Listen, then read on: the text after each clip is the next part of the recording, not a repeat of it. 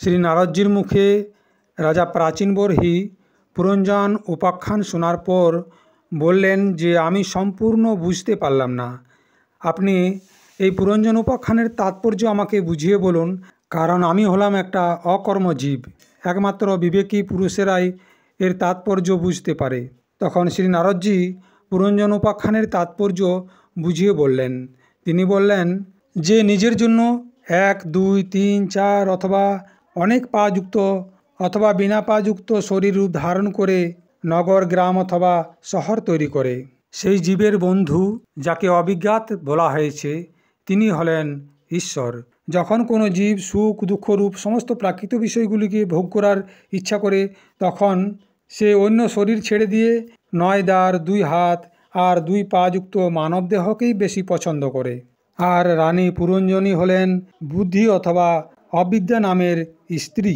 সেই জন্যই দেহ আর ইন্দ্রিয় আদির মধ্যে আমি আমার এরকম ভাব উৎপন্ন হয়।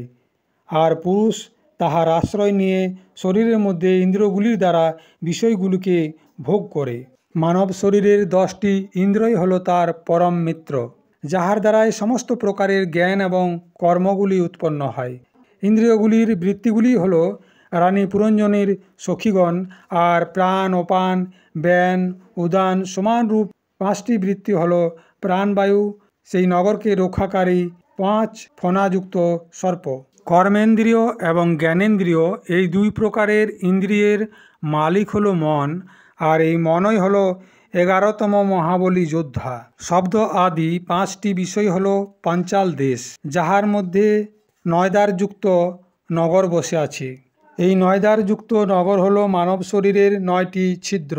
এগুলি হলো 2টি চক্ষুগোলক ছিদ্র, 2টি নাসা ছিদ্র, 2টি কর্ণ ছিদ্র, একটা মুখ ছিদ্র, একটা লিঙ্গ ছিদ্র এবং একটা মলদ্বার ছিদ্র। এই সব মিলিয়ে 9টি দ্বার। এই 9টি ছিদ্রের মাধ্যমেই মানুষ বাইরের বিষয়গুলির সাথে সম্পর্ক রাখে। এর মধ্যে 2টি চোখের ছিদ্র, 2টি নাকের ছিদ্র এবং একটা মুখগহ্বর, এই 5টি হলো পূর্ব দিকের দ্বার। ডান দিকের কানটি হলো দক্ষিণ দিকের দ্বার এবং বাম দিকের কানটি হলো উত্তর দিকের দ্বার। মলদ্বার এবং লিঙ্গদ্বার এই দুটিকে পশ্চিম দিকের দ্বার বলা হয়েছে। পুরঞ্জনীপুরীর খদ্যোতা এবং আবির্মুখী নামের যে 2টি দ্বারের কথা উল্লেখ করা হয়েছিল, সেগুলি হলো 2টি চক্ষু গোলক। এটাকে রূপ বিভ্রাজিত নামক দেশ বলা হয়েছে। এর দ্বারাই জীব চক্ষু ইন্দ্রের দ্বারা অনুভব করে। এই চক্ষু ইন্দ্রিয়গুলিকেই প্রথমে দুমান নামক মিত্র বলা হয়েছিল। নলিনী এবং নালিনী নামক যে দ্বারের কথা বলা হয়েছে, এগুলি হলো নাকের 2টি ছিদ্রের নাম। এই নাসিকার বিষয় গন্ধই হলো সৌরভ দেশ, তথা ঘ্রাণেন্দ্রিয় হলো অবধূত নামক মিত্র এবং মুখগহ্বরকে প্রধান দ্বার হিসাবে বলা হয়েছে। এর মধ্যেই স্থিত বাগিন্দ্রিয় হলো বিপন এবং রসনেন্দ্রিয় হলো রসজ্ঞ নামক মিত্র। বাণীর ব্যাপার হলো আপন এবং বিভিন্ন ধরনের অন্ন হলো বহুদন, তথা ডান দিকের কান হলো পিতৃহু এবং বাঁ দিকের কান হলো দেবহু। কর্মকাণ্ডরূপ প্রবৃত্তির পথের শাস্ত্র হলো দক্ষিণ পাঞ্চাল দেশ এবং উপাসনা কাণ্ডরূপ নিবৃত্তির পথের শাস্ত্র হলো উত্তর পাঞ্চাল দেশ। এর মধ্যে শ্রবণেন্দ্রিয় রূপ শ্রুতধরের সহায়তায় জীব ক্রমশ শোনার পর পিতৃযান এবং দেবযান পথে যায়। লিঙ্গই হলো স্ত্রী প্রসঙ্গ গ্রামক দেশের পশ্চিম দিকের আসুরি নামক দ্বারের নাম। এই লিঙ্গের মধ্যেই অবস্থান করে উপস্থিতেন্দ্রিয় দুর্দম নামের মিত্র। মলদ্বার হলো নিরৃতি নামক পশ্চিম দ্বার। বৈশস নামক দেশ হলো নরক, আর মলদ্বারের মধ্যে স্থিত পায়ু ইন্দ্রিয় লুব্ধক নামের মিত্র। এছাড়া রাজা পুরঞ্জন যে 2টি অন্ধ মানুষের সাথে বাইরে যেতেন, তাদের একটা হলো হাত আর অন্যটি হলো পা। এর দ্বারাই জীব সমস্ত কাজ করে এবং যেখানে সেখানে যাওয়া আসা করে। হৃদয়কে অন্তঃপুর বলা হয়েছে এবং হৃদয়ের মধ্যে স্থিত মনকে বিশুচিন নামক প্রধান সেবক বলা হয়েছে। জীব এই মনের সত্য, রজ এবং তম এই 3টি গুণের কারণে প্রসন্নতা, হর্ষরূপ এবং মোহপ্রাপ্ত করে। শরীরকে রথ বলা হয়েছে এবং জ্ঞানেন্দ্রিয় নামক 5টি ঘোড়া এই রথকে পরিচালনা করে। দেখলে মনে হয় সম্বৎসর রূপ কালের মতো এর প্রবল বেগ, কিন্তু বাস্তবে এটি হলো গতিহীন। পাপ এবং পুণ্য এই দুটি হলো কর্মরূপ এই রথের চাকা। 3টি গুণ হলো রথের ধ্বজা, 5 প্রাণরূপ হলো এর রশিগুলি। মন হলো এই রথের লাগাম, বুদ্ধি হলো সারথি, হৃদয় হলো বসার স্থান, সুখ দুঃখ দ্বন্দ্ব হলো জুয়া। ইন্দ্রিয়গুলির 5টি বিষয় ওর মধ্যেই স্থিত রয়েছে এবং ত্বক আদি 7টি ধাতু হলো এই রথের আবরণ। 5টি কর্মেন্দ্রিয় হলো এই রথের 5 প্রকারের গতি। এই রথের উপরেই চেপে জীব রথিরূপে মৃগতৃষ্ণার মতো মিথ্যা বিষয়গুলির উপর আসক্ত হয়ে দৌড়তে থাকে।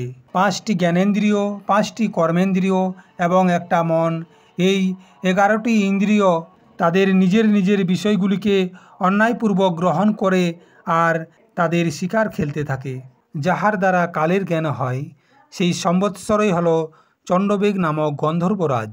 এই গন্ধর্বরাজের অধীনে যে 308টি গন্ধর্ব এবং 308টি গন্ধর্বী কথা উল্লেখ করা হয়েছে, এগুলি হলো দিন এবং রাত্রি। দিনের পর রাত্রি, রাত্রির পর দিন, এইভাবে এরাই চক্কর লাগিয়ে মানুষের আয়ুকে হরণ করতে থাকে। জীবের বৃদ্ধাবস্থা হলো সাক্ষাৎ কালকন্যা, তাই এই কালকন্যাকে কেউ পছন্দ করে না। তাই জীবের বৃদ্ধাবস্থা হলে সেই জীবকে সংহার করার জন্য যবনরাজ এই কালকন্যাকে নিজের বোন রূপে স্বীকার করে। মানসিক কষ্ট এবং শারীরিক বিভিন্ন রোগ আদির দ্বারা উৎপন্ন কষ্টই সেই যবন রাজার পদযাত্রীর সৈনিক। মৃত্যুর পূর্বে বিভিন্ন ধরনের কষ্ট উৎপন্ন করার পর শীত এবং উষ্ণ এই 2 প্রকারের জ্বরই হলো প্রজ্বর নামক গন্ধর্বরাজের ভাই। এইভাবে দেহ অভিমানী জীব অজ্ঞানের দ্বারা আচ্ছাদিত হয়ে অনেক প্রকারের আধি ভৌতিক, আধ্যাত্মিক এবং আধিদৈবিক কষ্টগুলি ভোগ করতে করতে সারা জীবন ভোগ করে। আসলে সেগুলি হলো নির্গুণ, কিন্তু প্রাণ, ইন্দ্রিয় এবং মনের ধর্মগুলিকে নিজের মধ্যে আরোপিত করে আমি আমার এরকম অভিমানে বাঁধা হয়ে ক্ষুদ্র বিষয়গুলির চিন্তা করতে করতে বিভিন্ন ধরনের কর্ম করতে থাকে। যেহেতু এটি হলো স্বয়ংপ্রকাশ, তাই যতক্ষণ পর্যন্ত ভগবান শ্রীহরির স্বরূপকে না জানতে পারে ততক্ষণ পর্যন্ত প্রকৃতির গুণের মধ্যেই বাঁধা থাকে। এই প্রাকৃতিক গুণগুলির দ্বারা বশীভূত হয়ে জীব সাত্ত্বিক, রাজসিক এবং তামসিক কর্মগুলি করে তথা সেই কর্মগুলির অনুসারে ভিন্ন ভিন্ন যোনিতে জন্মগ্রহণ করে। কখনো সাত্ত্বিক কর্মের দ্বারা প্রকাশবহুল স্বর্গ আদি লোক প্রাপ্ত করে, কখনো রাজসিক কর্মের দ্বারা দুঃখময় রজগুণী লোকে যায়, যেখানে বিভিন্ন ধরনের কর্মের ক্লেশ ভোগ করতে হয়, আর কখনো তমগুণের কর্মের দ্বারা শোকবহুল তমময়ী যোনিতে জন্ম নেয়। এইভাবে নিজের কর্ম এবং গুণগুলি অনুসারে দেবযোনি, মনুষ্যযোনি অথবা পশুপক্ষী যোনিতে জন্ম নিয়ে সে অজ্ঞান অন্ধ জীব কখনো পুরুষ, কখনো স্ত্রী, আবার কখনো নপুংসক হিসাবে জন্মগ্রহণ করে। আধিদৈবিক, আধ্যাত্মিক এবং আদি ভৌতিক এই 3 প্রকারের দুঃখের মধ্যে কোনো না কোনো একটা দুঃখ জীবকে সবসময় ভোগ করতে হয়। ভগবান শ্রীহরির প্রতি একাগ্রতাপূর্বক ভক্তিভাবের দ্বারা জ্ঞান এবং বৈরাগ্য উৎপন্ন হয়। এই ভক্তিভাব ভগবানের বিভিন্ন কথার মধ্যে আশ্রিত থাকে। সেই জন্যই যে শ্রদ্ধাপূর্বক প্রতিদিন ভগবানের কথা শ্রবণ করে এবং পাঠ করে সে অতি শীঘ্রই ভগবানের পরমপদ প্রাপ্ত করে। ক্ষিধা, তৃষ্ণা, ভয়, শোক, মোহ ইত্যাদি কোনো কিছুই তাকে বাধা দিতে পারে না।